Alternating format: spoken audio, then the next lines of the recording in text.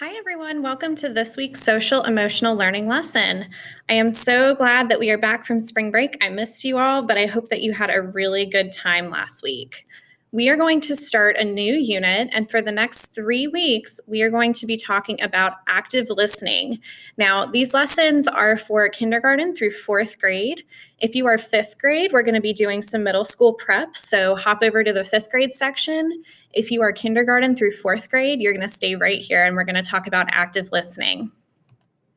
Here is our plan for today. We are going to answer the question, what is active listening? Then we are going to read a story, we are going to practice, and then there is a Canvas assignment for you to complete so that I can see all of your amazing work. What is active listening? Active listening is when we give our full attention to the person who is speaking, and we are thinking about what the speaker is saying while they are speaking.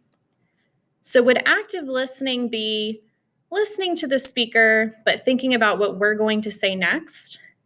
No. Active listening is when we give our full attention to the speaker and we are thinking about their words, not ours.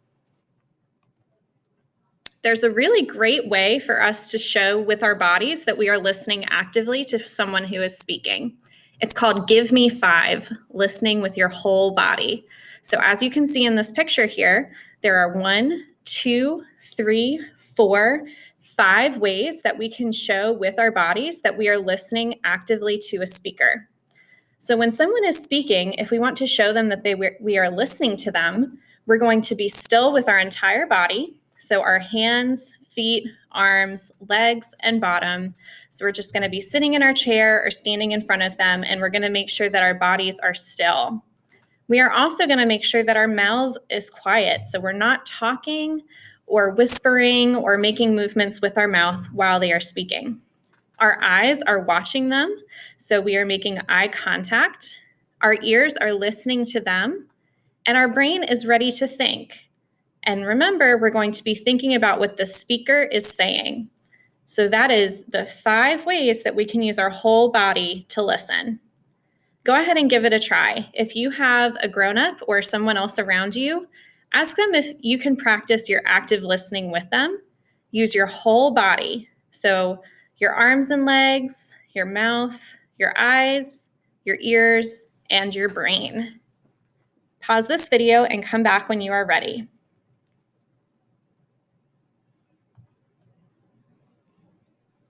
We're going to listen to a story about a character who could benefit from some active listening lessons. So we're going to watch this story, and as you're watching it, think of what you would tell the character in the story if you were their friend.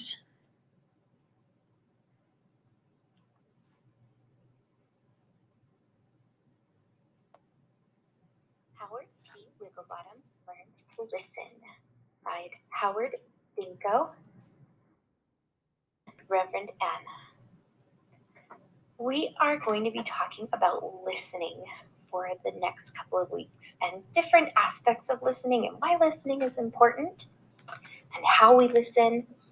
So this is a great book for us to get started with. I want you to think about what does Howard learn during the book and why is it important? Meet Howard B. Wigglebottom. Howard is always in trouble at school because, well, Howard just doesn't listen. During story time, instead of quietly listening, Howard bounces around the room. Howard B. Wigglebottom, please sit down and be quiet and listen. But Howard doesn't listen. Howard B. Wigglebottom, you are bouncing too close to the fan. But Howard doesn't listen. At lunchtime, his friends try to warn him. Hey, Howard, watch your step. But Howard doesn't listen. After lunch, Howard's friend tries to tell him something important.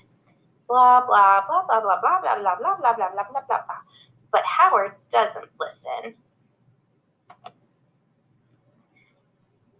On the playground, Howard's teammates try to help him. Keep your eye on the ball, Howard! But Howard doesn't listen. Boink! Oh. In the art room, the teacher reminds the class, kids, try to keep the paint on your paper. But Howard doesn't listen. So the teacher asks him to take a timeout. He feels sad.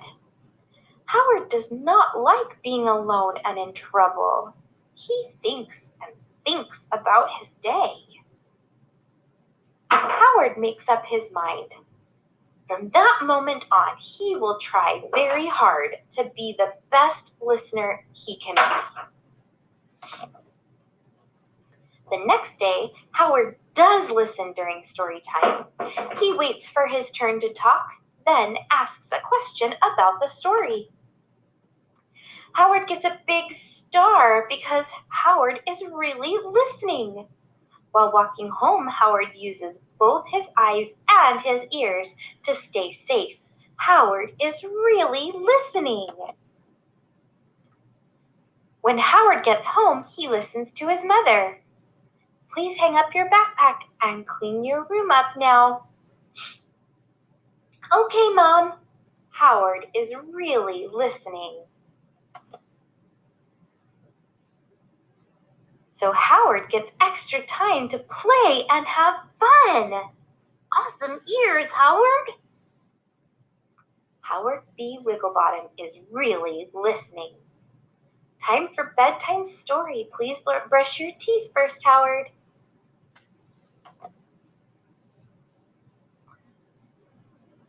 Almost all of the time. Can you listen when you're sleeping? Kind of hard to listen when you're sleeping, huh? All right, friends.